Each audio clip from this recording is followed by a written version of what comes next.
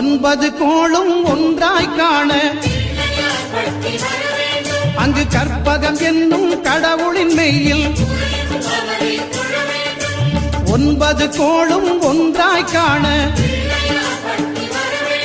அங்கு கற்பகம் என்னும் கடவுளின் மெய்யில் சூரியன் முதலாய் 9 கிரகமும் பலவித குணங்களை கொண்டிருக்கும் எங்கள் கற்பக தருவில் அவை வரும்போது ஒன்றாய் சேர்ந்து பலனளிக்கும்.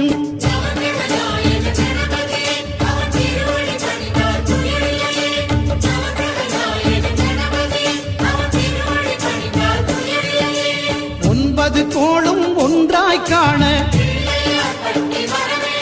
அங்கு கற்பகம் என்னும் கடவுளின் மெய்யில்